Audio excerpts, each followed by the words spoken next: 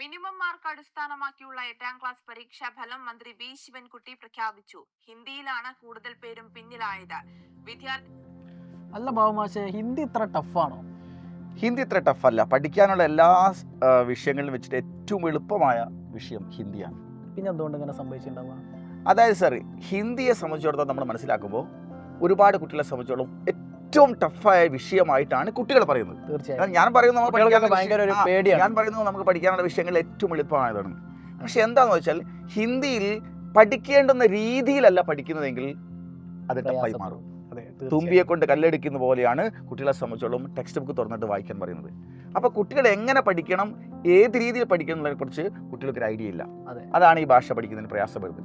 ഉദാഹരണം സാറ്, നമ്മൾ ഹിന്ദി ഭാഷയിൽ അപ്പോൾ സ്വരാക്ഷരങ്ങളും വ്യഞ്ജനാക്ഷരങ്ങളും 11 സ്വരാക്ഷരങ്ങളും 33 വ്യഞ്ജനാക്ഷരങ്ങളും കുട്ടികൾ എഴുതി പഠിച്ചിട്ട് അവർ പറയും, നമ്മളിപ്പോൾ കുട്ടിയോട് ചോദിക്കുകയാണ്, നീ ഹിന്ദി അക്ഷരം പഠിച്ചോ? യെസ് സാർ, ഞാൻ അക്ഷരം പഠിച്ചു. സ്വരാക്ഷരം പഠിച്ചോ? സർ. വ്യഞ്ജനാക്ഷരം പഠിച്ചോ? യെസ്. വായിക്കോ? കുറച്ചൊക്കെ. കാരണം ഈ കുട്ടിക്ക് ഇത്രയും അക്ഷരം പഠിച്ചു കഴിഞ്ഞാൽ 44 അക്ഷരം പഠിച്ചു കഴിഞ്ഞാൽ കുറച്ച് വാക്കുകൾ മാത്രമേ വായിക്കാൻ പറ്റൂ, ഒരു 20% ബാക്കി 80% വാക്കുകൾ നമുക്ക് അവർക്ക് വായിക്കാൻ പറ്റില്ല. ഫോർ എക്സാമ്പിൾ സർ, ഇംഗ്ലീഷ് ഭാഷയിൽ നമ്മൾ എ എന്ന് പറയുന്ന ഒരു അക്ഷരം എടുക്കുക, പിന്നെ അതിൻ്റെ മുകളിൽ ഒരു ഡെക്കറേഷനും ഇല്ല.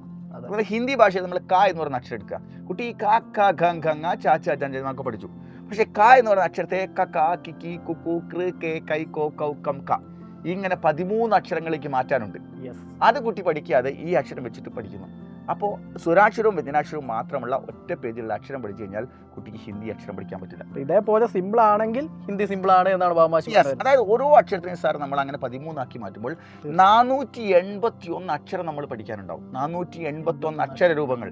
ഈ 481 അക്ഷര രൂപങ്ങൾ പഠിച്ചിട്ടില്ലെങ്കിൽ കുട്ടിക്ക് ടെക്സ്റ്റ് ബുക്ക് വായിക്കാനോ ഹിന്ദി വായിക്കാനോ പറ്റില്ല. ഹിന്ദി വായിക്കാൻ അറിയില്ലെങ്കിൽ 481 അക്ഷരങ്ങൾ എന്നൊക്കെ പറയുമ്പോൾ പ്രയാസമാവോ കുട്ടികൾക്ക് പഠിക്കാൻ വേണ്ടിയിട്ട്?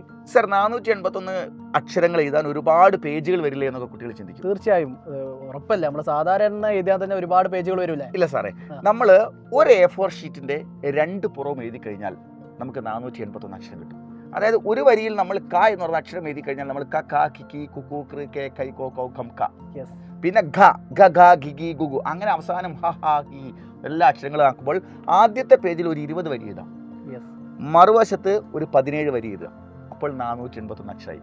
ഇത് എഴുതിയെടുക്കാൻ മനസ്സിരുത്തി ഒരു 20 മിനിറ്റ് മാറ്റി വെച്ചാൽ ആ കുട്ടിക്ക് ഹിന്ദിയിലുള്ള ഏതൊരു വാക്കും 5th സ്റ്റാൻഡേർഡ് പഠിക്കുന്ന ഒരു കുട്ടിയാവട്ടെ, അവന് PG ക്ക് പഠിക്കാൻ ആ ടെക്സ്റ്റ് ബുക്ക് തുറന്നു വെച്ചാൽ അവൻ വായിക്കും. കാരണം ഈ അക്ഷരം കൊണ്ടാണ് അവിടെ എഴുതി ചെയ്യുന്നത്.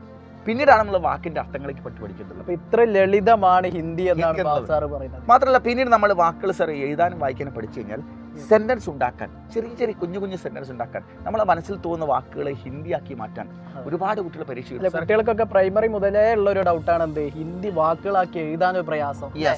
അത് ഭയങ്കര ഒരു ബുദ്ധിമുട്ടാണ്. ഇത് വളരെ സിമ്പിൾ ആയിട്ട് പഠിക്കാവുന്നതാണ്, വളരെ സിമ്പിൾ ആയിട്ട് നമ്മൾ പഠിക്കുന്നത്. പക്ഷേ അത് പഠിക്കേണ്ടുന്ന ഒരു രീതിയുണ്ട് സാർ, അതിന്റെ ഒരു താളമുണ്ട്. ആ താളത്തോടെ നമ്മൾ പഠിക്കുമ്പോൾ നമ്മൾ ഗംഭീരമാണ്.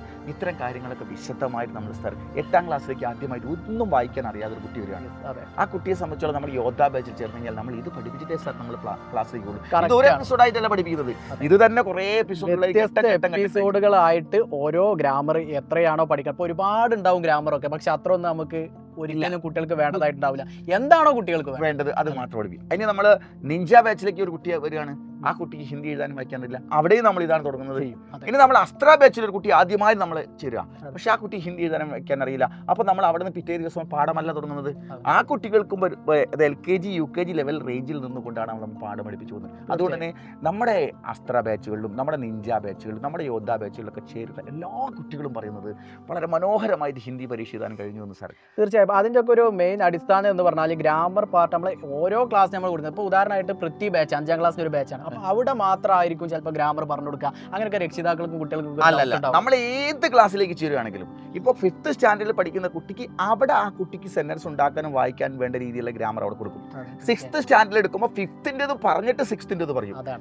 7th നമ്മൾ എത്തുമ്പോൾ 5th 6th പഠിക്കേണ്ടിരുന്ന ഗ്രാമർ ഭാഗം വെച്ചിട്ടാണ് പഠിക്കുന്നത്. അപ്പോൾ നമ്മൾ 10th സ്റ്റാൻഡേർഡിൽ ഒരു കുട്ടി ആദ്യമായി ചേരുകയാണെങ്കിൽ, അല്ലെങ്കിൽ 9th ചേരുകയാണെങ്കിൽ 8th ചേരുകയാണെങ്കിൽ ആ കുട്ടി first standard, second standard, third standard, 4th, 5th ബേസായി പഠിക്കേണ്ടുന്ന 6-7 വർഷം നഷ്ടപ്പെട്ടു പോയ എല്ലാ ഗ്രാമർ ക്ലാസ്സുകളെയും കോർത്തിണക്കി നമ്മൾ കറക്റ്റ് എപ്പിസോഡുകളാക്കിയിട്ടാണ് അവർ പഠിപ്പിക്കുന്നത്. അത് ഒന്നിച്ച് മലമറക്കി കൊടുക്കല്ലേ സാർ, കുറേശ്ശെ. അപ്പോൾ അത് കുട്ടികൾക്ക് ഒരു മണിക്കൂർ കൊണ്ട് തന്നെ തൊട്ടടുത്ത ക്ലാസ്സിലേക്ക് വരുമ്പോൾ എല്ലാം സെറ്റായി പോകുന്ന രീതിയിലാണ്. തീർച്ചയായും. ഇപ്പോൾ സ്കൂളുകളിലൊക്കെ അവർക്ക് ചിലപ്പോൾ പഠിക്കുന്ന ഭാഗങ്ങളിൽ ഒരു പ്രയാസം അങ്ങനെയൊക്കെ വരികയാണെങ്കിൽ നമ്മുടെ ഈ ഒരു ബാച്ചിലേക്ക് വരുന്ന സമയത്ത് അവർ വളരെ എൻജോയ് ചെയ്ത് ഫ്രീ ആയി അവരെ സംബന്ധിച്ചിടത്തോളം ഏറ്റവും എളുപ്പമുള്ള ഭാഷ ഹിന്ദിയായി മാറുന്നു. അതെ, അതാണ് അതിന്റെ പ്രത്യേകത. അപ്പോൾ അതുകൊണ്ട് മക്കളെ, ഞങ്ങൾക്ക് പറയാനുള്ളത്, നിങ്ങൾ ഹിന്ദിയിൽ നിങ്ങൾക്ക് ഇതുപോലെ പ്രയാസപ്പെടുന്ന കുട്ടിയായി മാറാൻ പാടില്ല.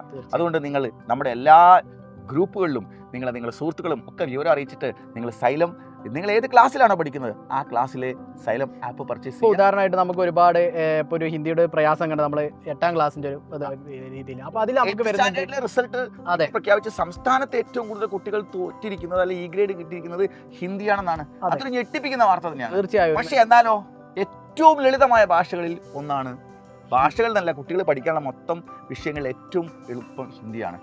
എന്തുകൊണ്ടാണത്? ട്യൂൺ ചെയ്ത് പഠിക്കുന്നതിൽ വന്ന പ്രയാസങ്ങളാണ്. അതെ, ഓൾറെഡി നമ്മുടെ അവഞ്ചേഴ്സ് ബാച്ചിൽ, യോദ്ധ ബാച്ചിൽ, നിഞ്ച ബാച്ചിലുള്ള മക്കൾക്കൊക്കെ അറിയാം. ബേസിക് മുതൽ നമ്മൾ ആദ്യം മുതലേ പറഞ്ഞു. അപ്പോൾ ആദ്യം മുതലേ വെക്കേഷനാണ്, അതുകൊണ്ട് ഇനി 2 മാസം കഴിഞ്ഞതിന് ശേഷം ഇതിൽ ജോയിൻ ചെയ്യുക അങ്ങനെയൊക്കെ വിചാരിക്കുന്ന ആളുകളുണ്ടാവും. ഒരിക്കലും ചെയ്ത് ആദ്യം മുതലേ നിങ്ങൾ എന്ത് ചെയ്യണം, നമ്മുടെ ഈ ബാച്ചിലേക്ക് വരണം. അപ്പോൾ എന്താണ് ഈ ബാച്ചിൻ്റെ പ്രത്യേകത എന്നൊക്കെ എൻ്റെ മക്കൾക്ക് ഡൗട്ട് ഉണ്ടാവും. അപ്പോൾ നമുക്ക് ലൈവായിട്ട് എല്ലാ ദിവസവും കൂടുതൽ കാര്യങ്ങൾ അറിയാൻ വേണ്ടി ഇത് താഴെ കൊടുത്തിരിക്കുന്ന നമ്പറിൽ നിങ്ങൾ ജോയിൻ ചെയ്യുക. അതേപോലെ നമുക്ക് ലൈവായിട്ടും റെക്കോർഡായിട്ട് നമ്മുടെ ക്ലാസ്സുകളുണ്ട്. പിന്നെ ഓരോ ലൈവിൻ്റെ അവസാനം നമ്മളോട് ഇന്ററാക്ട് ചെയ്യുക. അതേപോലെ ലൈവിൻ്റെ അവസാനമുള്ള സ്ലൈഡ്സ് ഇവർക്ക് ആ ഫ്രഷ്നെസ്സോട് കൂടി അവർക്ക് കൊടുക്കുകയാണ്, ലൈവിൻ്റെ അവസാനത്തോട് കൂടി കൊടുക്കുക. അതേപോലെ ഓരോ യൂണിറ്റ് കഴിഞ്ഞാലും നിങ്ങൾക്ക് യൂണിറ്റ് വൈസ് എക്സാം നടത്തും. ഈ എക്സാം നടത്തിയതിന് ശേഷം അതേ ദിവസം രാത്രി വൈകുന്നേരം 6 മണിക്കൊക്കെ ഉള്ള സമയത്ത് നിങ്ങൾക്ക് എന്ത് ചെയ്യും, ആ ക്വസ്റ്റ്യൻ പേപ്പർ ഡിസ്കസ് ചെയ്യും അല്ലേ. അപ്പോൾ നിങ്ങൾക്കൊരു ആക്ടിവിറ്റി എഴുതിയിട്ട് ഒരു ഡൗട്ട് വരികയാണെങ്കിൽ ആ ക്വസ്റ്റ്യൻ പേപ്പർ ഡിസ്കഷനോട് കൂടി എന്ത് ചെയ്യാൻ പോവാണ്. മാത്രമല്ല നമ്മളെ കുട്ടികൾ ചിലപ്പോൾ നമ്മളെ ആപ്പുകളിലൊക്കെ നമ്മൾ സാർ ഞാൻ ഇത്രയും കാലം ഹിന്ദി വായിക്കാൻ അറിയാത്തവരായിരുന്നു, ഇപ്പോഴാണ് ഞാൻ ആദ്യമായിട്ട് ഹിന്ദി വായിക്കുന്നത്. ഈ വർഷം എനിക്ക് ഫുൾ A+ ഹിന്ദിയും വന്നതിൽ വളരെ സന്തോഷിക്കുന്നു. അങ്ങനെ ഒരുപാട് വാർത്തകൾ നമ്മൾ കേൾക്കാനിടയാറുണ്ട്. അപ്പോൾ അതുകൊണ്ട് മക്കളെ, ഞങ്ങൾക്ക് ഇത്രേ പറയാനുള്ളൂ, നിങ്ങൾ ഏത് ക്ലാസ്സിൽ പഠിക്കുന്ന കുട്ടിയാട്ടെ അല്ലേ, ആണെങ്കിലോ യോദ്ധ ആണെങ്കിലോ അസ്ത്ര ആണെങ്കിലോ ഏത് ബാച്ച് ആണെങ്കിലും നിങ്ങൾ ബേസ് മുതൽ നിങ്ങളെ പഠിപ്പിച്ചിട്ട് നിങ്ങൾ സുന്ദരമായിട്ട് എഴുതാനും വായിക്കാൻ ഞങ്ങൾ പഠിപ്പിക്കും, അത് ഉറപ്പാണ്. അതുകൊണ്ട് ഹിന്ദിയിൽ നിങ്ങൾക്ക് ഒരു ടെൻഷനും വേണ്ട. സെറ്റ്. അപ്പൊ ബാബു സാർ പറഞ്ഞ പോലെ ബാബു സാർ പറയുന്നുണ്ട് ഒരുപാട് മക്കൾ നമ്മളോട് സന്തോഷം പറഞ്ഞു. അപ്പൊ ഈ ഒരു നമ്മുടെ ഈ വീഡിയോ കണ്ട് നിങ്ങളും ഇതിന് ശേഷം നമ്മളോട് സന്തോഷം പങ്കിടണം. നമുക്ക് എന്ത് ചെയ്യാം, നല്ല അടിപൊളിയാക്കാം. അപ്പൊ നമ്മുടെ ബാച്ചിലേക്ക് എല്ലാവരും കയറി പോരെ, നമുക്ക് സെറ്റ് ആക്കാം. ബൈ.